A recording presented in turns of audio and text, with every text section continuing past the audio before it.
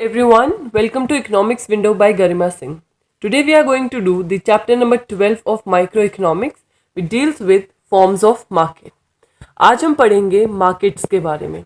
I am sure all of you are aware of the place known as market. हम लोग जाते हैं अपनी day to day commodity buy करते हैं जिससे हमारी लाइफ इजी बनती है, राइट? So हम समझते हैं पहले meaning of market. So the concept of market refers to all such system and the arrangement that bring the buyer and the seller in contact with each other to settle the sale and purchase of the goods. एक ऐसी जगह, एक ऐसा arrangement या एक ऐसा system जहां cell और परचेज होती है गुड्स की, उस प्लेस को हम बोलते हैं market. What you need to take care here is that a market does not refer to any shopping complex only, कि सिर्फ बड़े बड़े मॉल या शॉपिंग कॉम्प्लेक्स को ही हम मार्केट नहीं बोलते हैं. Why? क्योंकि कोई भी एक ऐसी जगह जहां बाइंग एंड सेलिंग हो रही होगी, उस सिस्टम को, उस अरेंजमेंट को हम मार्केट बोलते हैं. फॉर एग्जाम्पल स्ट्रीट वेंडर्स, उनके पास कोई शॉप नहीं है, they are sitting in the street itself and selling out the products. तो वहां भी जाके लोग खरीदारी करते हैं, तो वहां भी तो sell and purchase of goods हो रही है ना, तो उसको हम मार्केट बोलेंगे. So basic requirement of the market is that sale and purchase of goods happen at that particular place. और उस place को हम क्या बोलेंगे? Market. Then now let's talk about different forms of market. So we have in this chapter we have 4 types of market or 4 forms of market. Number 1 is perfect competition. Then second is monopolistic competition, monopoly and oligopoly. Now let's talk about the very first market. Here in this slide I'll give you the brief so that you have a clear idea when we are doing this particular market in depth further in the slides. So number 1 here is perfect competition. Perfect competition मतलब जिसके नाम में ही perfect है तो यहाँ सारी चीज़ें अच्छी होंगी. जब हम मार्केट की बात करते हैं सबसे पहले कॉम्पोनेंट क्या लेंगे मार्केट में? Sellers and buyers. तो परफेक्ट कंपटीशन के अंदर there will be large number of sellers and buyers, right? Uniform price रहेगा, जो मार्केट प्राइस है जहाँ डिमांड और सप्लाई मीट करेंगी वहाँ प्राइस डिटरमाइन होगा और वही प्राइस को एक्सेप्ट किया जाएगा हर बायर और सेलर के द्वारा. Then there is homogenous product. Homogenous product मतलब एक जैसा सही प्रोडक्ट मार्केट में मिल रहा होगा. And there is free entry of firms. Number of firms क्योंकि यहाँ लार्ज रहेंगी तो यहाँ कोई बैरियर टू एंट्री नहीं रहेंगे. And the demand curve in this form of market will be perfectly elastic. Perfectly elastic का मतलब हुआ RED is equals to infinity. I hope you remember the elasticity concept from the demand chapter. If not, you can check out my previous videos so that the elasticity of demand concept is clear to you and it is easier for all of you to understand this chapter. Then we have the monopoly. Mono means one. One मतलब यहाँ single seller रहेगा लेकिन buyers क्या रहेंगे? Buyers will be many. Monopoly products तो homogeneous है लेकिन यहाँ एक कॉन्सेप्ट आ जाएगा which is known as price discrimination. अगर आपको पता है कि आपके एरिया में सपोज सिर्फ एक ही सेलर है सारी कमोडिटीज का, सो अकॉर्डिंगली जो सेलर है अपने हिसाब से प्राइस चार्ज कर सकता है. तो यहाँ मोनोपोली के केस में जो हमारी फर्म होंगी वो प्राइस मेकर होंगी. Okay, unlike that of the perfect competition जहां फर्म्स को मार्केट प्राइस को एक्सेप्ट करना पड़ता है तो वहां फर्म्स प्राइस टेकर हो जाती है. ओके, फॉर एग्जांपल मोनोपोली में जैसे मैंने आपको बोला कि आपके एरिया में suppose there is only one surgeon, एक सर्जन है, तो वो क्या पता जो पुअर है पुअर को कम फी चार्ज करता है, whereas on the other hand वो रिच लोगों को ज्यादा फी चार्ज करता है. तो यहाँ प्राइस डिस्क्रिमिनेशन का कॉन्सेप्ट आ जाता है in monopoly market. Also non uniformity of price है. ये प्रोडक्ट प्राइस डिफरेंशिएशन से आपको पता चल गया होगा कि डिस्क्रिमिनेशन है तो यहाँ मेरी यूनिफॉर्मिटी ऑफ प्राइस नहीं रहेगी. And also it is not possible for the other forms to enter, कि यहाँ एंट्री क्या है? बैरियर रहेंगे एंट्री को. इजिली किसी न्यू फॉर्म को एंट्री करने का चांस नहीं मिलता है. And when we talk about the demand curve here is less elastic, कि hardly कोई change हो पाएगा. Okay, then we have the monopolistic competition. Monopolistic competition all the way थोड़ा similar रहता है monopoly type से, but यहाँ जो major difference है यहाँ क्या है? जो इनका demand curve रहेगा that will be more elastic. ये कॉन्सेप्ट हमने लास्ट प्रीवियस चैप्टर में किया था, रेवेन्यू वाले चैप्टर के अंदर पूरा समझाया था मोनोपोली और मोनोपोलिस्टिक का डिफरेंस, राइट? एक बार उसको भी रिवाइज कर लें जिनको नहीं याद आ रहा है. Then lastly we have the oligopoly. Oligo मतलब होता है few. Here the number of sellers will be small और फ्यू, लेकिन बायर्स क्या है? मेनी है. होमोजीनियस रहेंगे प्रोडक्ट, लेकिन यहाँ क्या प्रॉब्लम हो जाएगी? यहाँ प्रोडक्ट डिफ्रेंसिएशन मिलेंगे.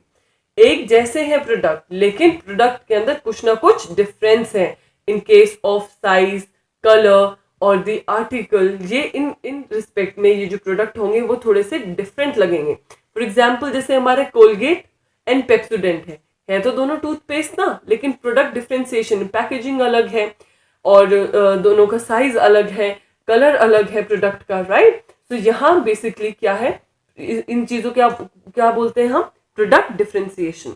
अगेन यूनिफॉर्मिटी इन प्राइस नहीं रहेंगी और यहाँ पेटेंट राइट्स वगैरह रहेंगी.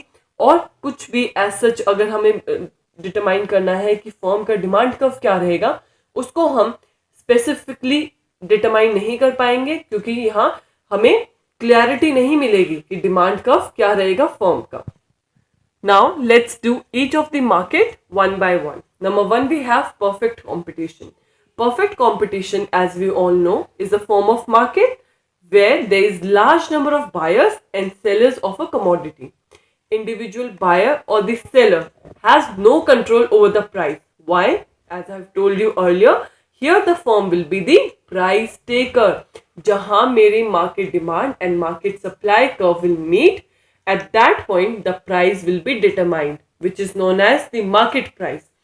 So यहाँ जो firm क्या है? Firm है price taker. जो market prevailing price है उसी को accept करना पड़ेगा. And this is the reason why in this case of perfect competition the demand curve is a horizontal line, which means ED is equals to infinity. Now let's talk about the features. Number one is large number of buyers and sellers of the commodity.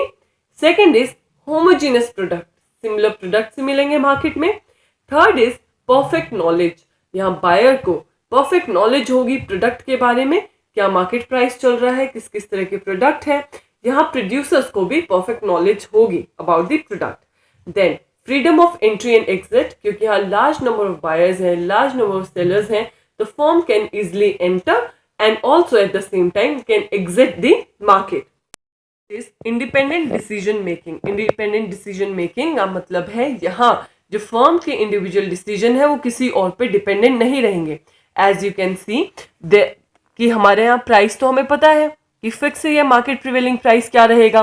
So the quantity can very, right? तो firm अपनी individually decision लेगी, तो उसको influence होने की इस case में जरूरत नहीं है. परफेक्ट मोबिलिटी ऑफ फैक्टर्स है और इस केस में कोई भी एक्स्ट्रा ट्रांसपोर्ट कॉस्ट नहीं लगता है. So this was about perfect competition.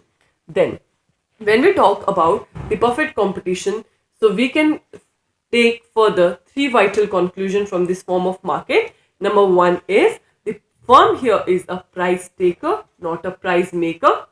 Large number of firms are present in the market. Homogeneous product है, perfect knowledge है. Second thing what we can conclude from this market is demand curve under perfect competition is perfectly elastic. Here we have learned that price remain the same. जो market price हमने determine हुआ है वही रहेगा, but quantity can vary here, right? And this is the reason why ED is equals to infinity and we have a horizontal demand curve in this case.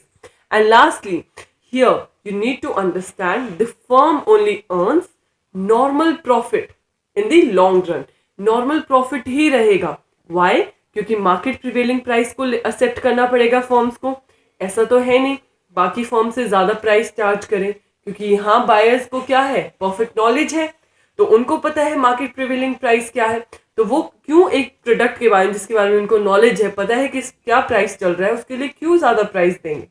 Okay, तो higher price नहीं charge कर सकता है. Similarly अगर मैं बात करूं कि लोअर प्राइस में भी, कम प्राइस में, तो यहाँ कोई फर्म बेवकूफ तो होगी नहीं कि अपना लॉस करवा लेगी. देयरफॉर यहाँ सिर्फ और सिर्फ किस चीज का केस होगा, नॉर्मल प्रॉफिट का. Okay, then we have another form of market, monopoly. Mono means one.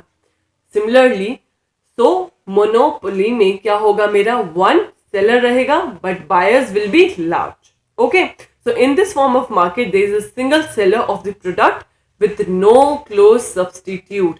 कोई भी क्लोज सब्सटीट्यूट अवेलेबल नहीं होंगे उस प्रोडक्ट के. And this is the reason why here the concept of price discrimination arises. Okay, तभी तो एक ही प्रोडक्ट के लिए डिफरेंट प्राइसेस चार्ज किए जा सकते हैं, जिसको हम क्या बोलते हैं, प्राइस डिस्क्रिमिनेशन, राइट. और क्लोज सब्सटीट्यूट क्या होते हैं, जो एक प्रोडक्ट अगर अवेलेबल नहीं है तो उसके जैसा ही सिमिलर प्रोडक्ट यूज किया जा सके. लेकिन मोनोपोली में ऐसा नहीं होगा, इसलिए यहाँ फर्म क्या होगी, यहाँ the firm will be the price taker. क्योंकि यहाँ फर्म को पता है कि सिंगल सेलर है, तो यहाँ प्राइस अपने हिसाब से चार्ज कर पाएगी वो, right. So here the firm will be price maker, not the price taker, right. Now let's see some of the features. Number 1 is one seller but large number of buyers. Second, अगर एक ही सेलर है, उसका पूरा control है over the market and over the price, तो क्या वो किसी न्यू फर्म को इजिली एंटर करने देगा? Answer is no. Therefore, यहाँ रिस्ट्रिक्शन रहेंगी entry of the new firms पे. थर्ड इज कोई भी क्लोज सब्सटीट्यूट अवेलेबल नहीं है. अगर क्लोज सब्सटीट्यूट अवेलेबल होता मार्केट में तो यहाँ फर्म प्राइस मेकर ना हो पाती. उसके बाद पूरा कंट्रोल है, full control over the price. And lastly price discrimination है. प्राइस डिस्क्रिमिनेशन क्या होता है, जब एक ही प्रोडक्ट के लिए डिफरेंट प्राइसेस चार्ज किए जाए. For example, suppose I am the only seller of food in the market. Let's suppose that. Okay, तो मैं अपने अकॉर्डिंगली प्राइस चार्ज कर सकती हूँ. मुझे कोई गरीब लगता है तो मैं सोचूंगी इनको थोड़े सस्ते में दे दूं चीज, और कोई अमीर है, मुझे पता है पैसे हैं, तो मैं उसको ज्यादा चार्ज कर सकती हूँ. सिमिलरली मोनोपोली में क्या हो जाती है, प्राइस डिस्क्रिमिनेशन. जब एक प्रोडक्ट के लिए डिफरेंट प्राइस चार्ज किए जाए उसको प्राइस डिस्क्रिमिनेशन बोला जाएगा. So guys, you need to learn the basic difference between price discrimination, which is the characteristics of monopoly market, and another term here is product differentiation, which will be the characteristics of the monopolistic market, right? So take down a note or mark it in your book so that you remember when your exam approaches. Then let's talk about the demand curve of the monopoly. So demand curve will slope downward, which will show demand curve downward. क्यों slope करता है, ये हमने law of demand में किया था, because there is an inverse relationship between the price and the quantity demanded. अगर किसी फॉर्म को ज्यादा बेचना है तो उसको अपना प्राइस कम करना पड़ेगा, क्योंकि हमारा इनवर्स रिलेशनशिप है ना प्राइस एंड डिमांड के अंदर. देयरफॉर यहाँ क्या करेगा, डिमांड कर्व क्या है, मेरा डाउनवर्ड स्लोप करेगा. और जब मैंने बेसिक कैरेक्टरिस्टिक्स आपको बिल्कुल स्टार्टिंग में करवाई थी तब आपको बताया था, in this case the demand curve is less elastic. ज़्यादा चेंज नहीं हो पाता है डिमांड कर्व के अंदर. Why? Because of the presence of only one or single seller in this form of market. Now, how does monopoly market arise? आप सोच रहे होंगे कि monopoly market कैसे, किस चीज का रिजल्ट हो सकती है, right? Number 1 is government control. There may be some of the few producers जो कि गवर्नमेंट कंट्रोल के अंदर रहते हो, या गवर्नमेंट उन रिसोर्सेज, वो जो रिसोर्सेज इतने लिमिटेड है कि गवर्नमेंट को हैंडल करने पड़ रहे हैं. Therefore, government grant license for the production of a particular commodity only to the few producer. तो पहला रीजन हो सकता है government control. Second is patent right. Patent right का मतलब है जब कोई भी प्रोडक्ट बन रहा है उसकी राइट किसके पास है, right, regarding the shape, design और the other characteristics of the product. Then we have the cartels. Cartels क्या होते हैं, जब ग्रुप मिलके कुछ फर्म्स के ग्रुप साथ आ जाते हैं, उनको पता है कि हम ही हैं मार्केट में जो वो प्रोडक्ट प्रोड्यूस कर रहे हैं. सब few of the group or the few firms come together to form a group in the market so that they can cut out the competition. उसको कार्टेल बोला जाता है. Another thing is gift of nature. Monopoly gift of nature की वजह से भी हो सकती है. For example, कि कुछ resources naturally किसी एक पर्टिकुलर रीजन में अवेलेबल हैं, तो उस चीज की प्रोडक्शन में तो उन्हीं उसी रीजन में से किसी के अंडर रहेंगी production, right. So gift of nature की वजह से मोनोपोली अराइज हो सकती है. This is again another important question, how does a monopoly market arise. Okay, so you should learn all of this factors. Now let's talk about monopolistic competition. Monopolistic competition के अंदर there is a difference. Here the buyer and the seller are present. Many buyers and sellers are present. But what is the difference here? There is a product differentiation. Product differentiation मतलब जो products हैं वो close substitutes हैं, एक जैसे हैं पर कुछ कुछ कैरेक्टरिस्टिक्स में वेरी करेंगे. फॉर एग्जाम्पल मैंने जैसे टूथपेस्ट का एग्जाम्पल दिया था, पेप्सोडेंट और कोलगेट. ओके, साइज अलग है, कलर अलग है, द पैकेजिंग अलग है. ओके, तो ब्रांड अलग है. तो ये किस चीज का एग्जाम्पल हो गया? This will be the example of monopolistic competition. इसकी सारी characteristics is all the way similar to the monopoly market only, but there are few difference that we will be discussing here, like that of many buyers and sellers, but there is product differentiation, right?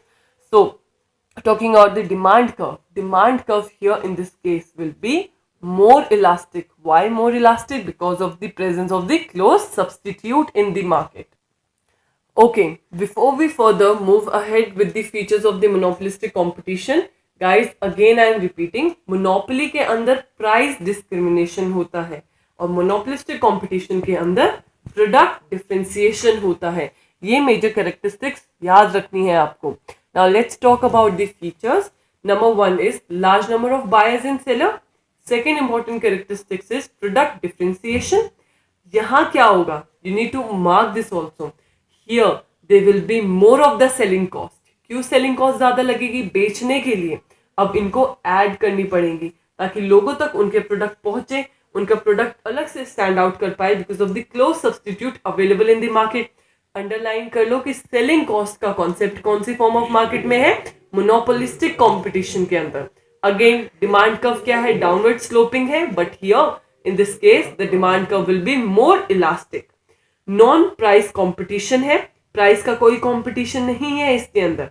Why? क्योंकि all the way same products ही हैं.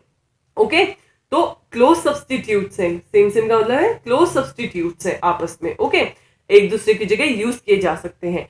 Freedom of entry and exit है. Lack of perfect mobility of factors रहेंगे और perfect knowledge की भी lack रहेगी. Y? क्यों कमी रहेगी परफेक्ट नॉलेज की? बिकॉज ऑफ दी जो जितना ज्यादा दिखता है उतना ज्यादा बिकता है. तो यहाँ एडवर्टीजमेंट जितनी प्रोडक्ट की ज्यादा होगी, जितनी लोगों तक पहुंचेगी, उतने ही वो प्रोडक्ट बिक पाता है. Okay, then lastly we have the oligopoly. This is the last thing will be doing from this chapter. So oligopoly, oligo means few. Okay, so it is a form of market in which there are few big firms, okay, and large number of buyers. कुछ ही बड़े खिलाड़ी होंगे इस form of market में, right? Like that, here I have posted a picture. So oligopoly का क्या रहता है? It's a big club and you ain't in it. Big club मतलब कुछ few big producers हैं, big firms हैं जो प्रोडक्शन कर रही हैं, जो प्रोडक्ट्स को अवेलेबल करवा रही हैं मार्केट में. तो किसके एग्जाम्पल रहेंगे?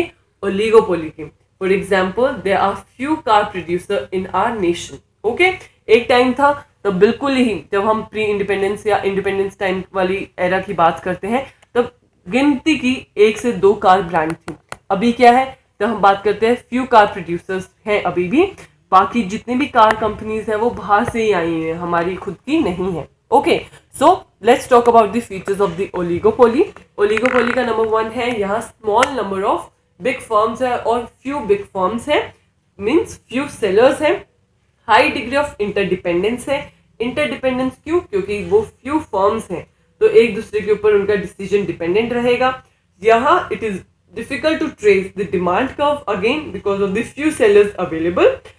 Also here we'll be seeing the formation of cartels. Cartels क्या होती है? The few big producers when they come together to form a club. Price settle down कर लेते हैं, भाई इससे कम प्राइस में नहीं बिकेंगी, like that of the luxury brands. Okay, then entry to barriers रहती हैं. Again here we have non-price competition क्योंकि cartels की formation हो जाती है, right? So here I have posted the basic differentiation between all the 4 markets. You can here pause the video and take the screenshot. अगर long question के अंदर कुछ ऐसा question आ जाता है to differentiate between the different form of the market, you can easily write down this answer. Okay, so guys, that was it for this video. We have completed our chapter number 12. forms of market, and I hope you liked this video, and if you did, then do not forget to comment down below in the comment section.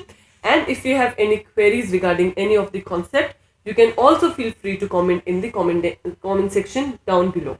Thank you for watching Economics Window by Garima Singh, and stay tuned as more of the videos will be posted